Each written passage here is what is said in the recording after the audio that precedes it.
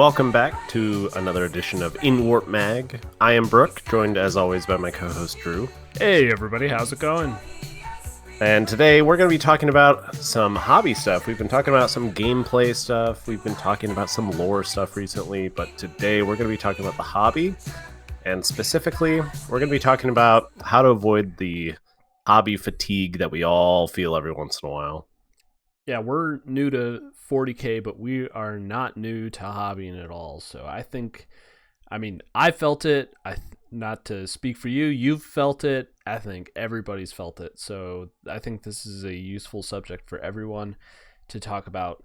Maybe small goals we can set to avoid hobby fatigue and, get to play in the game that we all want to play and the game that we love.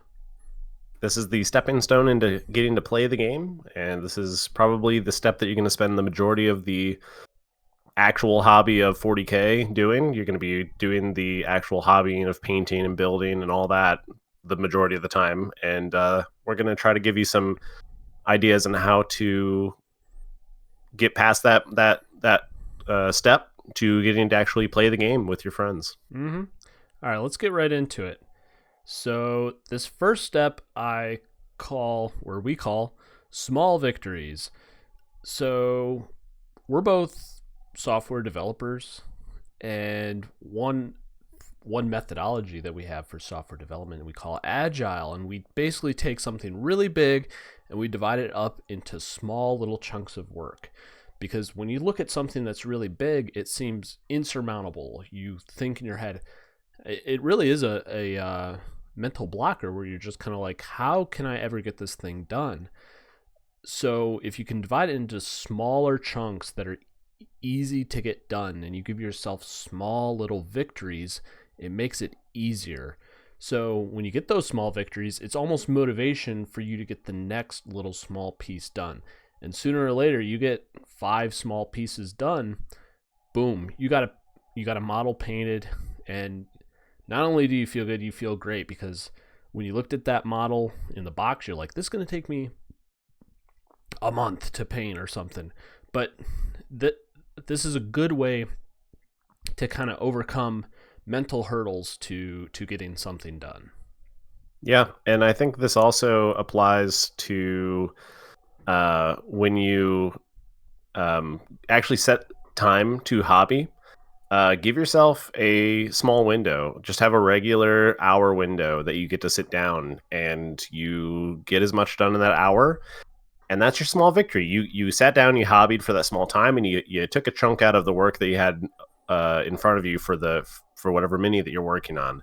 And maybe for the one session that you sat down for, you did basing. I've been doing that recently, actually, where I've just been doing bases for my finished models because I've been putting that off. So that's a really nice small victory to get, because once I get my bases done, I get my bases rimmed, then I will have a fully completed unit, and I'll feel really good about that. Mm-hmm. I think a good way to also do small victories is if you're working on larger things. I know it's maybe not fun doing sub-assemblies, but I would recommend doing sub-assemblies because you can get one piece of that sub-assembly done, and you can really concentrate on getting that one piece looking good, and then you can move on to the next one. Even though it's not a fully finished product, and this almost applies directly into the agile metaphor I used at the beginning. It's like you get the one piece done, and you're like, wow, this guy's arm looks really, really cool.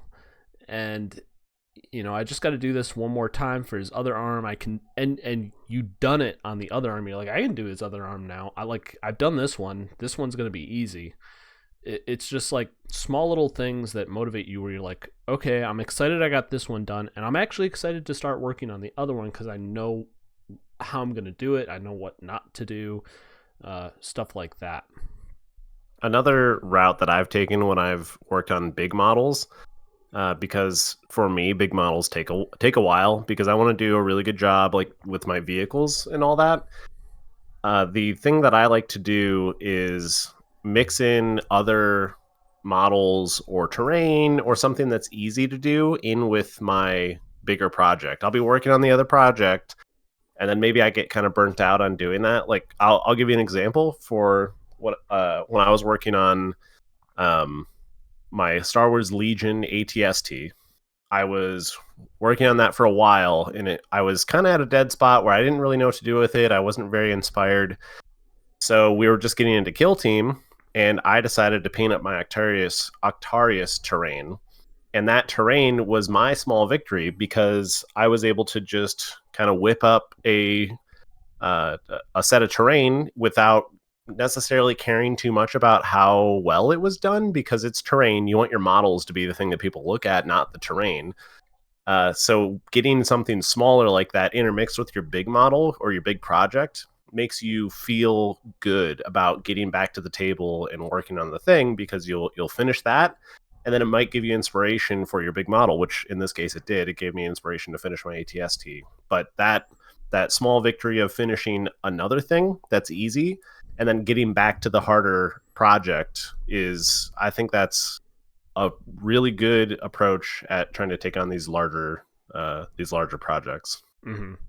And one more piece of advice that I have for accomplishing small victories would be to basically assemble your models as early in the process as you can so that you can prime them. And once you've got them primed, if you do slap chop, you can do your slap chop on it. You should do that as soon as possible too. If you base coat it with like a specific color, base coat it early, because once you have it primed and base coated and is essentially ready to paint, keep it near your work area. Like my models are kind of in the area where I hang out in my free time. So if you're bored and you have nothing to do, keep your models close and your paints and your brushes close so that you can just kind of pick them up and be like, I'm gonna paint their pants. And you paint their pants, and then you're like, cool, I got the pants painted. And like, there's going to be a day that you get there and you're like, I'm almost done with these, I'm just going to finish them up. And it's just like all those little small victories contribute towards you getting a batch of boys done or something like that. So have stuff ready to go where you have the potential to get those small victories. Yeah, I actually totally agree with getting things primed and ready to go so you can do the like detail work. Basically, I have a whole slew of models that are all primed in Space Wolves Gray because I've built so many things and got that work done up front, so then I can actually just focus on painting the details. That's a huge hurdle to get past when you're trying to work on a certain kit. Mm-hmm.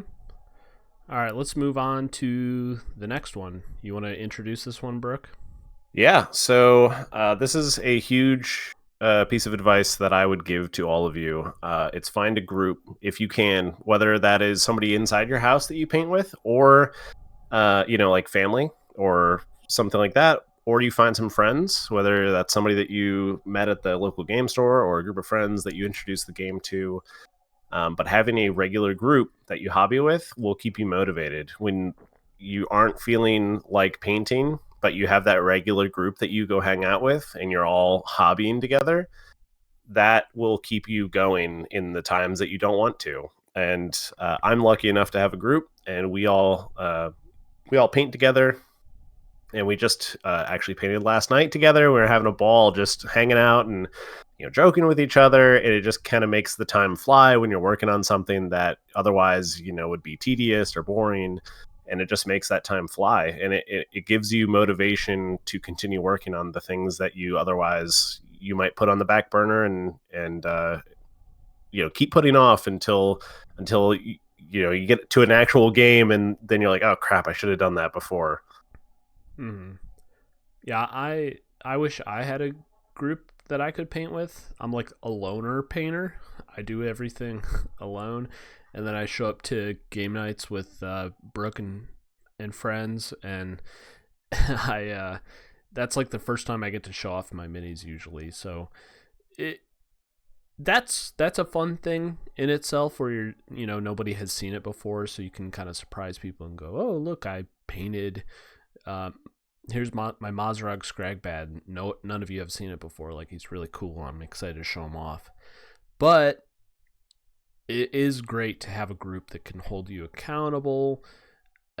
Like you said, it's good company, and you can have fun where you can take something that would ordinarily feel monotonous at times and give you something to look forward to. Like, you do it weekly, that's something that you look forward to each week. Hey, I'm going to go get together with my friends tomorrow, and we're all going to be painting minis, and it's going to be a good time.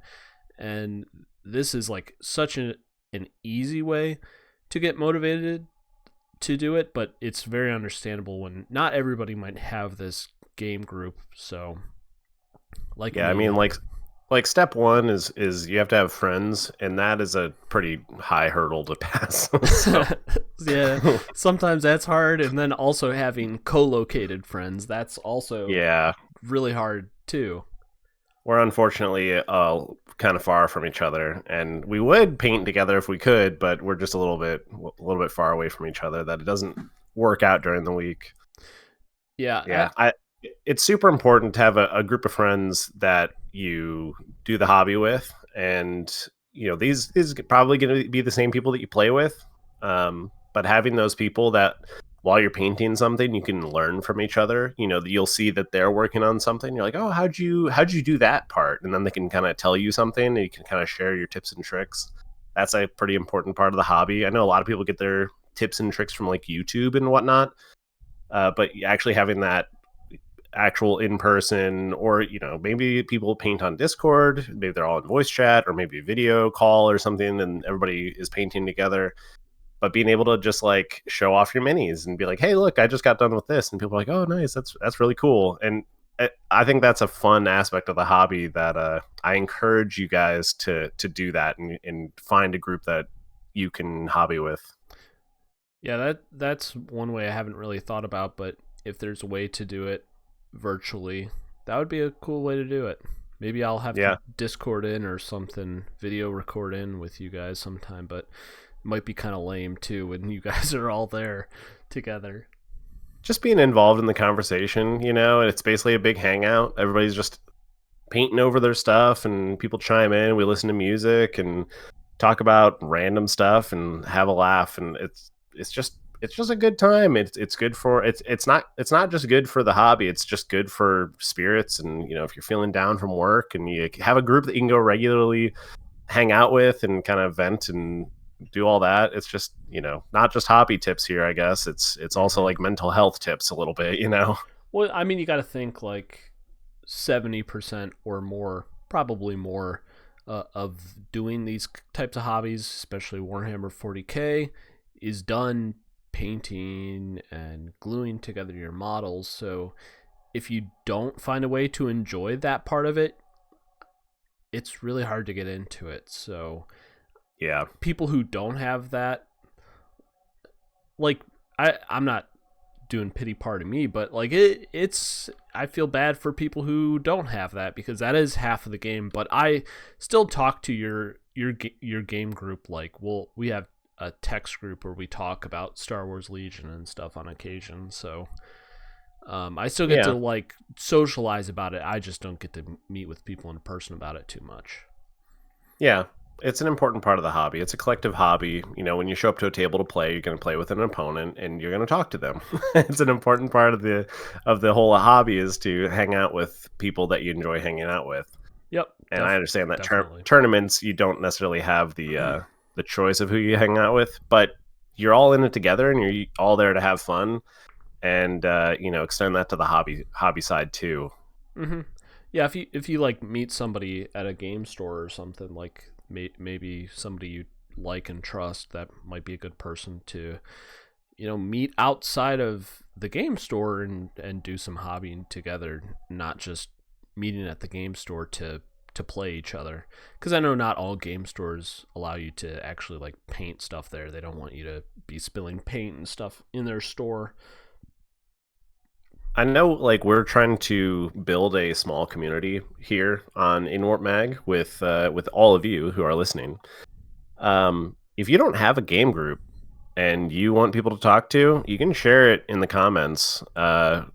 you're welcome to interact with us, talk to us. If you have things that you want to talk about in the hobby, leave a comment. We'll be happy to interact with you. We'll be your game group if you really want us to.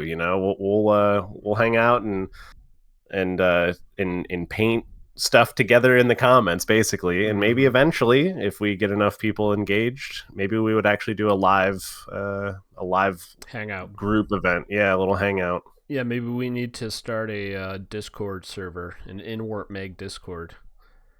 Yeah, that would be pretty cool. If you guys think that that's a cool idea and you would want to be a part of it, let us know.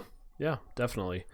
All right, let's move on to the next one. So the next goal basically is to, let me double check I'm getting this right, but it's to schedule a game ahead of time and a list. So a list is an important part. So kind of our thought is that if you schedule a game ahead of time, and me and Brooke have done this several times to try to motivate ourselves to get stuff painted,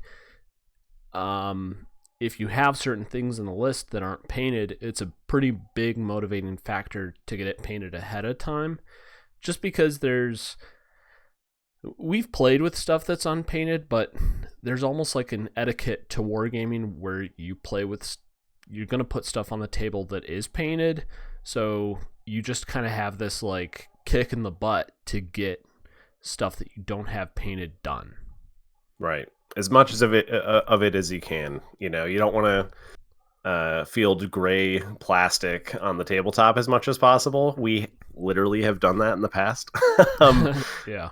But it's cool to and the reason we include the list aspect of scheduling the game and your list, like get your list done too, because it'll narrow your scope of what you need to get painted, and maybe you build the list around what you have painted. Like I've literally done that where I'm like, okay, if I build a list of literally all the things I have painted, what can I put in my list?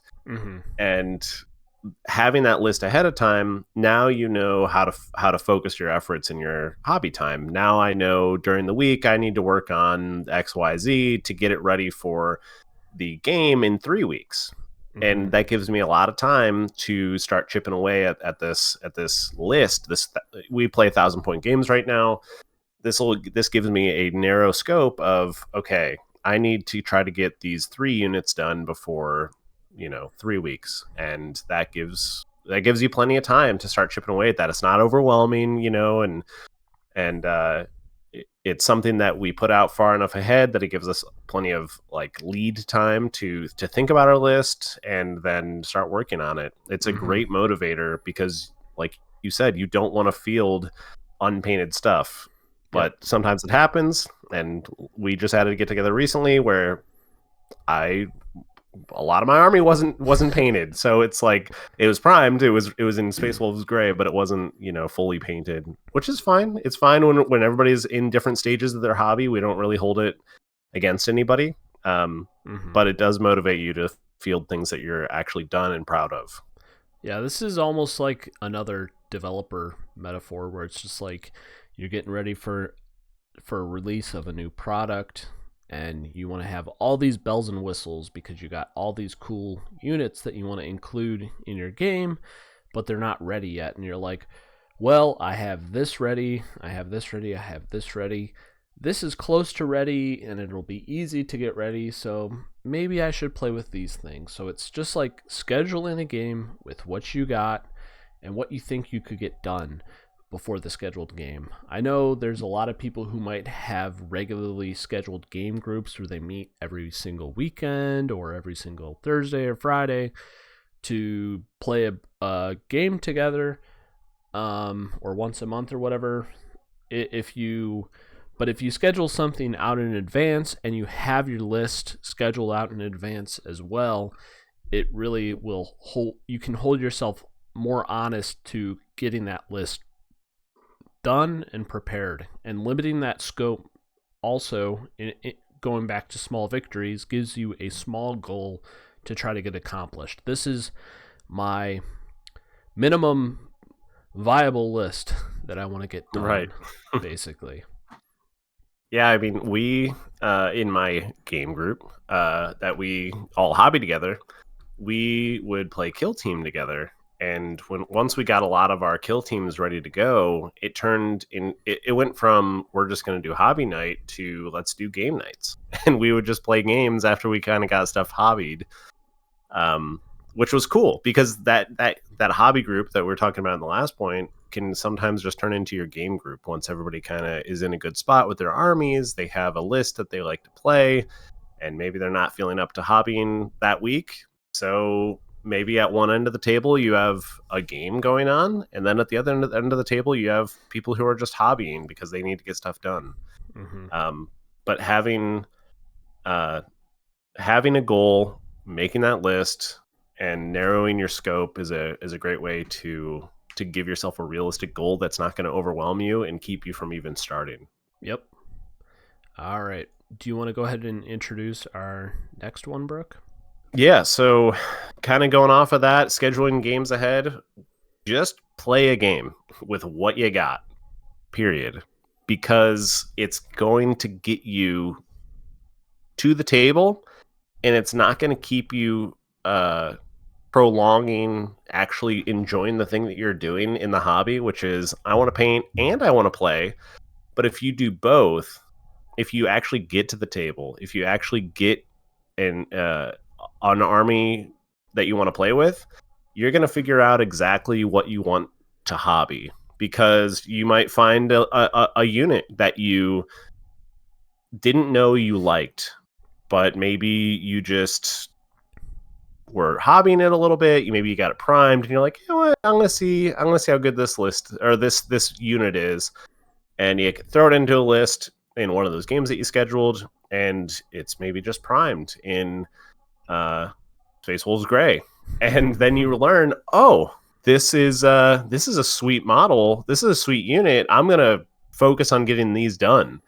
And now that I know that I like this unit because I actually just played a game, now I am motivated to get that unit done because I know that it's worth it. I know that I'm going to get a reward for getting that unit done because I'm going to use it in my lists moving forward. I'm not going to build a list and then I'm going to paint that whole list and wait until I paint everything of that list, then play a game, and then I learn I don't like half of my army. That's a horrible feeling. Then you're not going to be motivated to continue. You're not going to be motivated to paint other things to fill in for the things that you don't like. So just getting to the table and actually playing a game is going to help motivate you to paint the units that you like. Yeah. I feel like this episode is going to be full of software development metaphors, unfortunately. But this is like the same as... Stay awake. Yeah, sorry. This is like beta testing. So just imagine you half-ass a new feature where it's like, this is the feature, basically. It's not polished, it's not done at all, but this is essentially what I want this new feature to be. And you beta test it, and you have a bunch of people try it out, and they're like, wow, holy crap, I love it. And by having people try it out and saying, wow, I love it, it's you trying it out on the table and going like, oh my gosh, this unit is awesome. They kick butt. I want to play more with this unit. And just like that, testing of the unit out on the table is the motivating factor, because you're just like, I want to get this unit done because they're sweet. Like, it's just like gives you a little kick in the butt to get it done. Same as if you're beta testing a new feature. If people respond to it in a very positive way, you're more motivated. Oh my gosh, I can't talk. Motivated to get it done because it adds value to your product. And in this case, it's just like, it's adding happiness to your army, basically, because you're happy to get them done and hobby them. Yeah, I'll give you guys an example of a unit that I tried in a game with one of my friends. And I tried it out on a whim because I bought this unit at Adepticon, and then I built it, and then I primed it in Space Wolves Gray, and I was like, I just want to try it. I want to see how it is. And that's the Assault Intercessors with jump packs, with the Captain with jump pack. And after trying it in my first game, I was shocked. I was like, man, this unit is like exactly what I wanted in my list. Like, I needed something that does this. And I would never have known that if we didn't just get to the table and play a game. And it got me motivated. Now I'm super motivated to get these guys done. They're on like the top of my list to get them done, with a few other units that I need to get done. But they immediately jumped some other units that I would have probably hobbied before I got these guys done. Yeah, and then like you said, on the opposite end of the spectrum, I spent so much time working on like my Mazarog, and we played a game at Adepticon, and he basically got kicked in the balls.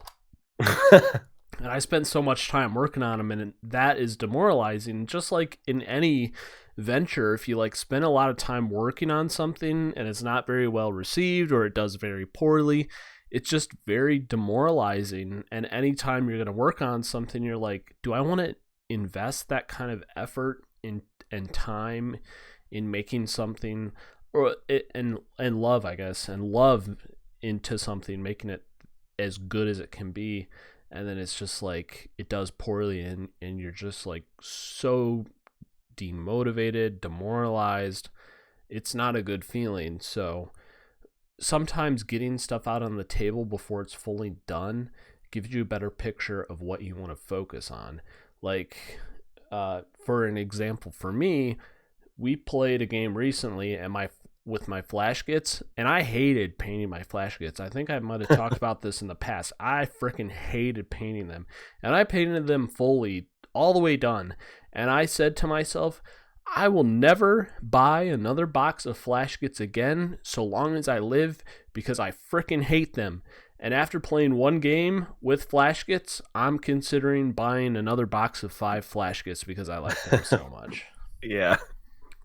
Yeah, and you would have never figured that out unless you got to the table and played a game with them. And I know that you were basically on the fence of never playing with them because you hated them so much.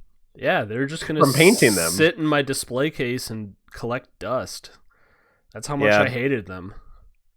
I think a point that you kind of brought up with like knowing how to spend your time and like what to focus on, I think you need to respect your own time as a hobbyist, as a person, basically.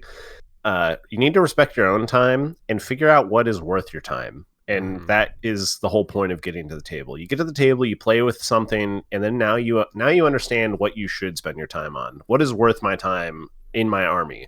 If there's something that's not worth your time, you put it to the side, you'll hobby it later. And if there's something that you really enjoyed, that's now worth your time, you put it in the top of your list, you start hobbying it. We all have limited time in our hobby time. Figure out what's important to you. Your time has value, and you should respect your own time enough to do that. And all those points aside, like we said earlier, you spend 70% of your time painting and hobbying your minis. Just if you're only going to wait until everything's painted before you play a game, you're never going to play the game in some cases. Right. So it's a good mental break for yourself in a way to get on the table also. So even if you play a game and you find that your unpainted stuff still sucked on the table and you still hated it, just getting that break from hobbying is also a positive. Yeah, it's a healthy mix of getting a change, and you're not going to get into a rut, basically, with just hobbying and never getting to actually play the game that you're excited to play, and you can never get over that stepping stone of, well, I need to have a fully painted army. But then when you finally get to the table and you finally get to play it and you have a lot of fun, it gets you. It gives you that joy to spur you on to finish your project. All right, let's move on to the next one. So the next one is do not meta chase. So do not, I'll put in all caps, screaming, and I'm not going to scream into the mic for all of your ears. Do not meta chase. You're the orc player, scream. Yeah. Nah, I don't do that. I'm not going to scream and hit you all in the face with spittle. So this is just a good way to not have fun. So we've talked about this in the past, and this is one of the reasons why we like Warhammer 40K, is the fact that the game is updated quarterly, basically. And if you are chasing a meta, something that is good now is probably not going to be good necessarily 3 months from now. And the likelihood of you completely finishing up your backlog of minis that you need to paint in less than a 3 month time period. I mean, realistically, let's say if you really want to enjoy the meta, you need to get it done in a month. Right. You're not going to get it done. So do not chase the meta, because when the meta changes and the things you just bought are no longer part of the meta, it's going to feel really bad when you have a mini that now sucks. You are going to be demoralized. And then to take this back to software development, this is like chasing the perfect application. You're like, I'm going to build this application following all of the standards, using the latest software. If you keep chasing perfection, you're never going to reach perfection. It's like Icarus. You're going to burn before you reach the sun. Right. Yeah, I think the biggest point of this is if you meta chase, you're going to end up buying units that will literally not be relevant in about 3 months. And then you're going to be so demotivated to even work on those models because now they're not even relevant, that it'll probably put a big, like, it'll just drop an anchor on your progress. You know, you're just going to completely stop. You're going to be like, oh, I just bought all these kits, you know, because I was excited to play. And we talked about this a little bit before the podcast, and Drew did not meta chase. But, you know, if you were to meta chase orcs before the last update came out and Mega Knobs were the thing, and then you went out and you bought a bunch of Mega Knobs, you would be freaking furious over the last balanced data slate, because now they're not the best thing. And if you run a lot of them, you're running a very suboptimal list. Yeah, you're like, oh, I bought 6 boxes of Mega Knobs because I want to run 18 Mega Knobs in Bully Boys. And then they update it and they're all 40 points a piece. And you're like, wow, I don't want to build these 6 boxes of Mega Knobs now. Yeah. It's just super demoralizing. And honestly, it's so demoralizing that the simple things like everybody needs boys in their list. Everybody needs Beast Snaga boys in their list. It's like the simple things. You're demoralized to get those done because you're just like, oh, I spent all this money on these. I built them all. I started priming them, and they are useless now. People are saying, I don't want to run more than 2 as bodyguards for Gaz. So it's just like, there's just so many things that become demoralizing. Although if you play in a casual group, then maybe you want to build 18 Mega Knobs. Go for it.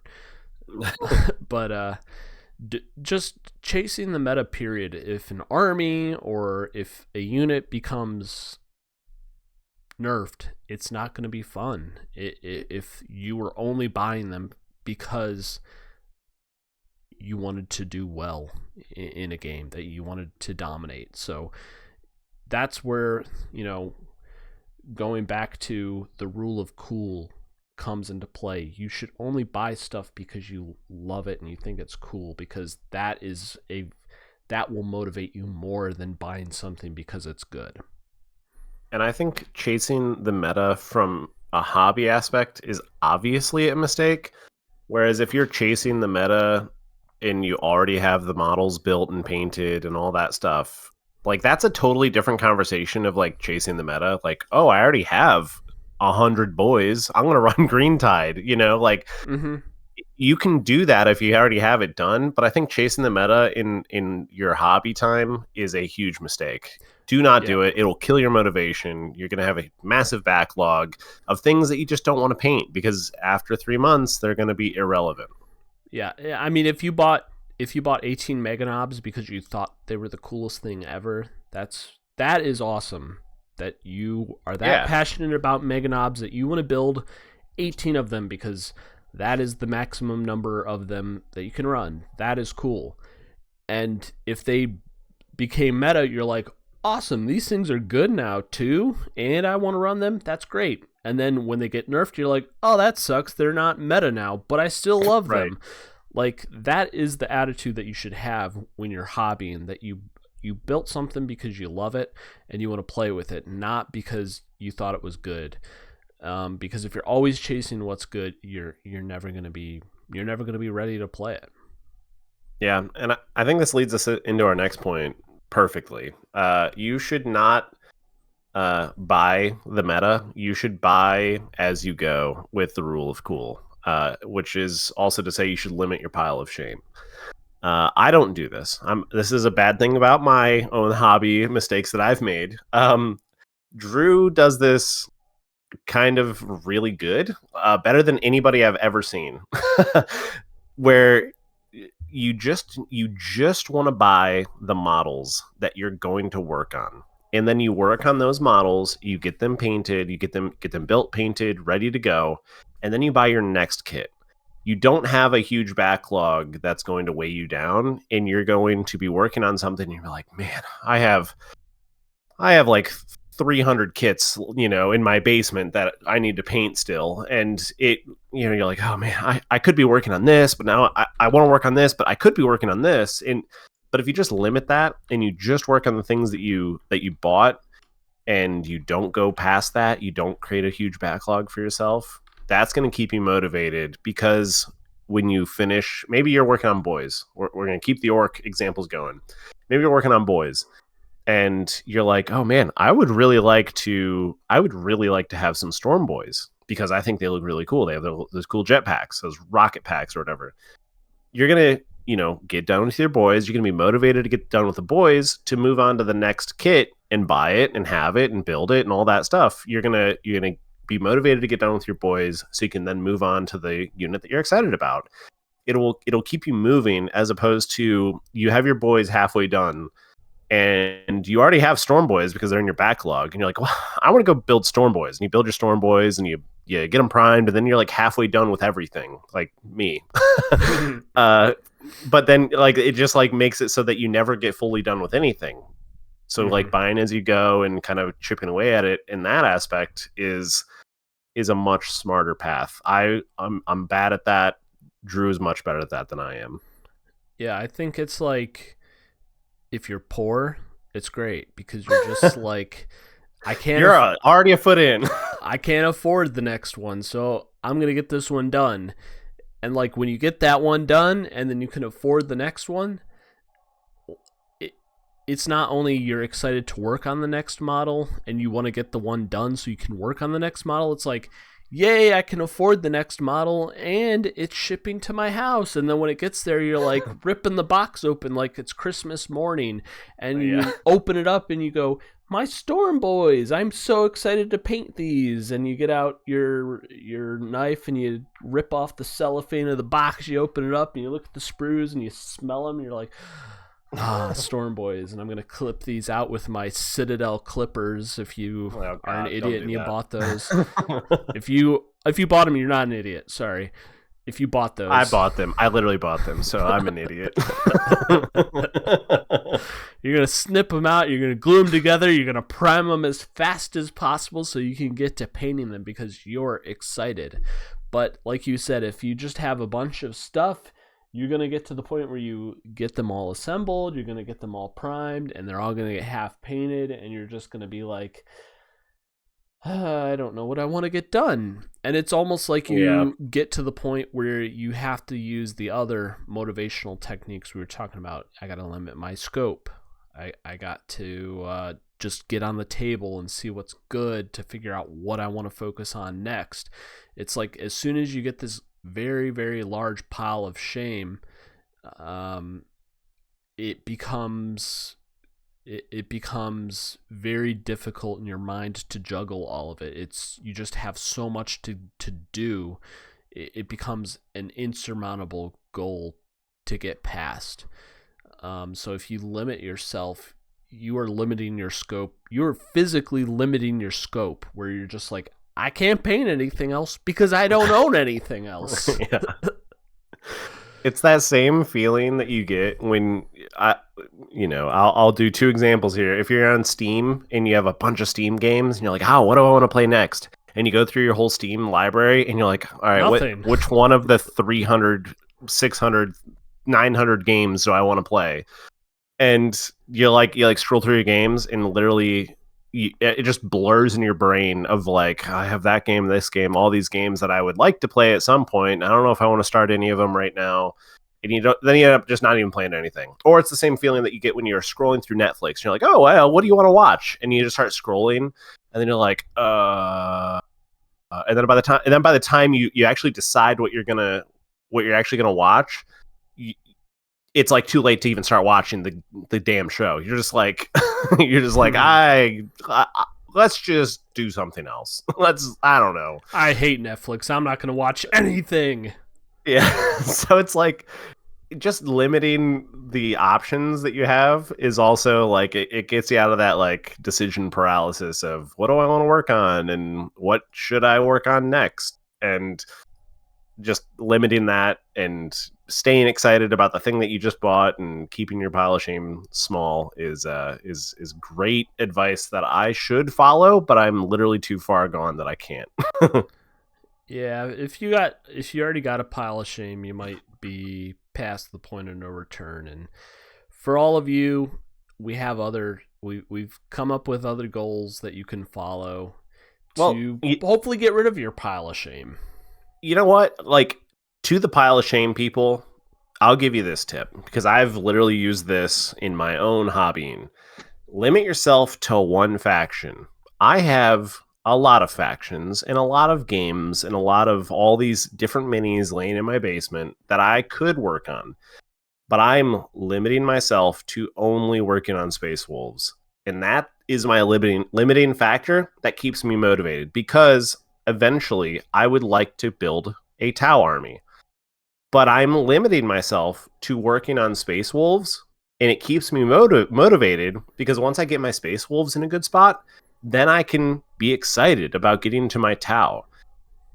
And that is a motivating factor for me. I want to get done with my Space Wolves just so I can get to my pile of shame, basically. It is a good thing that kind of keeps you have to be a little disciplined on it. They're all there waiting for you to work on them. But if you limit yourself to a portion, a faction and a game of your pile of shame, it'll keep you motivated to get that to completion before you move on to the next thing. Yeah. This is like a weird one where I feel like it doesn't apply to software development. Sorry. Yeah. Sorry, all you software developers.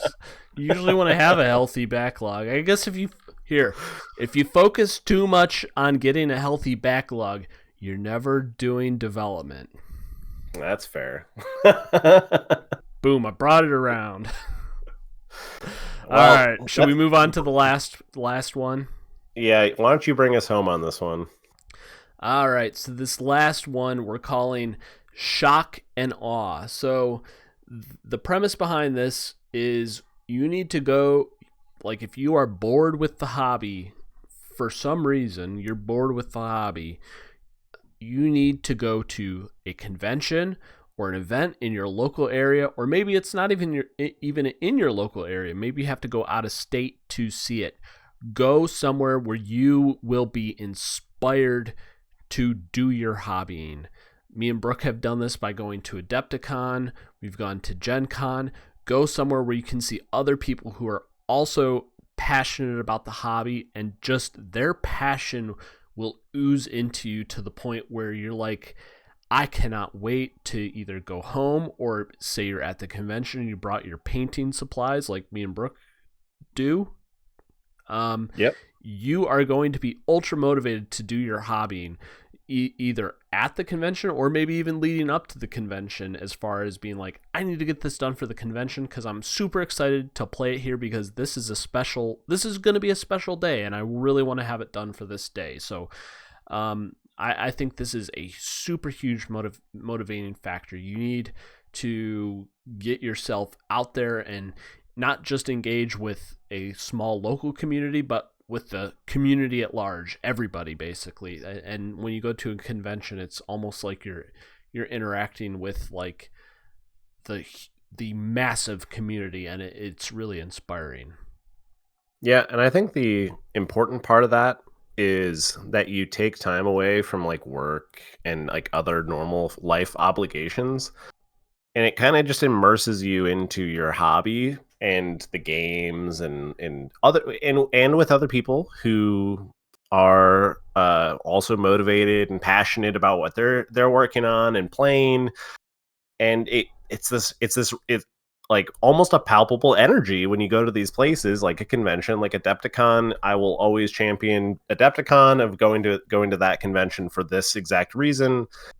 If you go to these conventions and you kind of immerse yourself in that, you are away from work and you know that like, hey, I'm here to have fun hobbying, playing the game. We're gonna have a we're going to play our game at the convention, and this is going to be really special because we're using the convention terrain, and we get to play on the actual terrain that the tournament players were playing on. Or maybe we play on or play in a tournament that like we did a Legion's doubles tournament. That Right. sort of stuff will keep you super motivated, uh more so than maybe you would when you're at home and you're having to deal with your work or your family and all that stuff, that like your normal obligations of everyday life.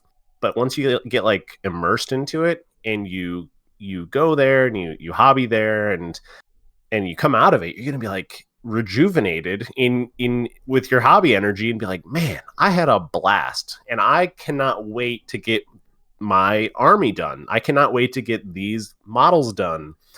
It's a really, I mean, you don't understand the feeling until you go and actually go to these conventions. It's a really surreal feeling that like once you come out of them, you're super motivated and you kind of have Yeah. to ride that high into the next one. Yeah, and excuse me, talking to like other players and stuff who also love the hobby like you do, and just hearing their passion for it really infuses yourself with that same passion and energy, where it's very reaffirming. Because sometimes when you're hobbying constantly, you get drugged down into the mud and you're just like, why am I doing this? Why am I putting myself through this? I don't get to play the game at all. I'm not around. If you're like me and you might not have a hobby group that you're always hobbying with all the time, you're just like, why am I putting myself through this? And then you go to something like this and it's just like a kick in the butt reminder of why you're doing this, because these games are really humongous communities, and don't you should not do it by yourself. Maybe this is a second Yes. calling for why we should start an Inwarp Mag Discord so we can get our own community going. But I think the games are very much community based, and if you are excluding yourself from the community, you're doing yourself a disservice in keeping yourself motivated in doing the hobby, and you're really missing out on a big aspect of it. Yeah. I would completely agree with that. I think probably the other part of going to a convention that I really love about Adepticon was when we would go the night of basically every night. We would go in with just our hobby stuff and we would find a spot in the hobby area to just kind of set up shop and just start working on stuff. And you're with all these other people and all working on stuff. And some people obviously aren't going to talk to you, but there's quite a few people who are going to be social and they're going to be checking out what you're working on. You're going to, kick up you're going to start a conversation with somebody who next to you who is sharing their drink with you and will tell you their life story. And it's it's a really fun communal experience of getting there, and you're focused. You know that you're there to hobby, you know that you're there to play the game, and you know that you're there to kind of partake in the community, and you're going through and you're actually hobbying with the community. And it kind of feels a little weird at first because you're like, I don't know, like, am I doing this right? Like, should I be like, I don't know, like, how should I be interacting with everybody? And then once you're in it and people actually are including you in conversations, and they're like, oh, wow, what are you working on? Oh, that's really cool. Oh, check this other thing that I'm working on. Oh, like, where'd you get that game? Or, oh, I found this game in the convention. It's this random game that I'm hobbying this, and it's going to be a proxy for that. And it's a really fun experience to be a part of something. And I think that we all kind of seek that a little bit. That's one of the reasons why I say you should find a group. But this is a very accessible way. I say accessible, but you have to travel. But for a convention, um, but it is an accessible way to feel like you're actually part of the community. And it doesn't just go to conventions. You can extend this to like local game stores or other events in your local area, because you're going to go there and you're going to meet new people and you're going to have the same types of conversations with those people at the local game store or whatever meetup, and you get to just kind of immerse yourself in the hobby for an evening, or if you go to a convention, A for a few weekend. days. Yeah. Right. And that immersion into the hobby, and you kind of get the passion from all the people around you, and it's going to motivate you. It's going to kind of fill your cup, so to speak, on of the energy that other people have for the hobby, and it's going to keep you interested, and it's going to keep you motivated. Mm-hmm.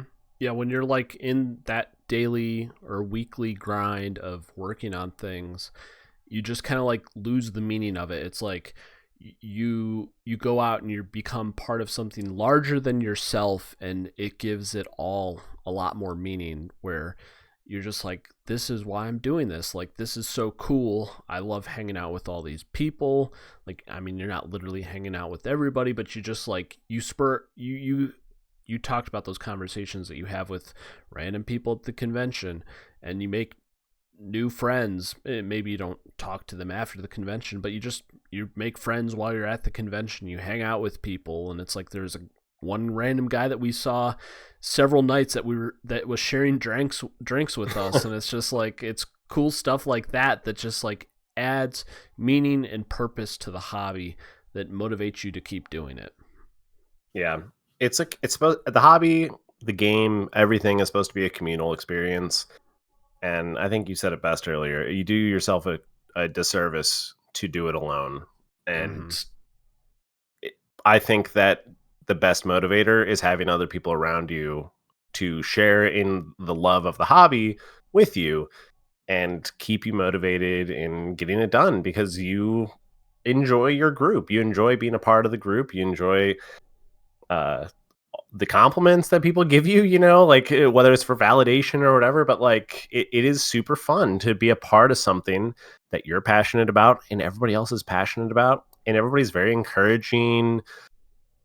It's a really cool experience. I would encourage people to go to a convention or a local game store and kind of get involved with the community. Yeah, you might be working on something that you think is mundane and boring. You're like, I've done this a million times. This is how I base all my models, for example.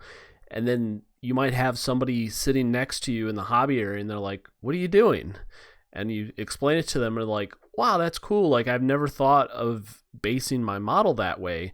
And all of a sudden, this thing that you thought was like boring and lame, and you've just been doing it. This is your 300th base that you've done this way, and you're just like, oh cool, like I'm doing this in a unique way, and somebody was asking me questions about it, and it just provides validation to what you're doing, that there's a reason for why you're doing it, and it's a good reason. It's awesome. It just injects energy into what you're doing. Literally had that experience when we were working on our Death Troopers for the doubles tournament. And we were just like, oh, we just got to get these done. And we kind of painted them up. They look nice. I mean, they're not bad. And some people came by to check out what we were doing. They're like, oh, are those Death Troopers? I'm like, oh, that's really cool. Like, oh, like I like that you did this. Like Drew's Death Troopers had orange shoulder pads. Mm-hmm. And they're like, oh, I really like that. Oh, I really like your basing. And like they just like, came over and they thought the things that Drew or I were doing on a unit that we probably otherwise would have just been like, we just got to get done. Like we just gotta get through it so we can play in the doubles tournament. Mm-hmm. But they thought it was sweet, and it was like, oh, like that's cool. Like it makes me feel good about getting them done and actually taking the time to finish that unit. It's just a cool experience. Mm-hmm. You're like, it wasn't a waste of time spending the Yeah. past 4 hours painting this one mini, because like somebody likes it. Like, just other people's enjoyment out of it kind of gives you more enjoyment as well. All Yeah, right. and, So I and we're not. I guess to finish this point up is we're not telling you to go seek validation from others because I think you should be happy with whatever product you put out there. It is just really cool to interact with people in the hobby who appreciate what you do, no matter what level of like hobbyist you are. Like whether you're an expert, golden demon winner, or you're just one of us and you just work on minis to play the game, or you work on a mini because you think it's cool and somebody comes over and they appreciate it. That's a pretty cool feeling, and you don't get that when you're alone. And when Mhm. you're with your friend group and you're like, hey, I just got this done, and your friends are like, it's really cool, and you're like, yeah, it is pretty cool, but like, did they just not want to hurt my feelings? And you're just like, but then Yeah. when you hear from like a stranger, it's like, I don't know, it's almost like pure, where they're not gonna they're not gonna have qualms over like hurting your feelings necessarily because they don't know you and you don't know them. Mhm. But like having that like other person come in and kind of validate what you're doing a little bit is a pretty cool feeling. You don't need validation for what you're doing, but it's Mhm. a pretty cool feeling to have people come and appreciate what you're doing. Yep. Yeah, you have to put yourself out there, and if you don't do that, then you're never going to get that feeling. So you really got to take that step. And it's a step we all got to take on our own. I know it can be a little intimidating, but really, if you haven't been to something like this before, you should not feel intimidated at all. You're going to be around a community of people who are just like you, unless you're like a real freak, you know. But I don't think any of our listeners are freaks. I think you're all very normal, well-adjusted people, and you'll do great at any convention you go to. Maybe everybody that's listening. I am a Space Wolves player after all. No, just kidding. Yeah. Hey, I'm an orc. I'm just a normie. Yeah, you just scream in people's faces, and I dress up in fursuits, according to the internet. Yeah. All right. So these were 7 of our goals or tips or whatever you want to call it for getting over your hobby fatigue. We hope that no matter what kind of hobbyist you are, you found one of our tips or one of our goals useful to overcoming whatever hobby fatigue is currently impacting you and preventing you from getting your minis on the table and playing a game and enjoying the hobby that we all love. Because I think that's something me and Brooke want to do more than anything, not just document our love for this game, but we want other people to love it and enjoy it as much as we do. And if there's anything we can do to help you, we want to do that. Yes, absolutely. If you guys want to form a small community on Inwarp Mag, if you want to be a part of a Discord server or anything like that, let us know. We are more than happy to interact with you guys. And if you don't have that game group, if you don't have that community, if you don't have that community feeling, then maybe we can help Form out it with that. together. Yeah, let's form it Right. together. All We'd be right. happy to do that.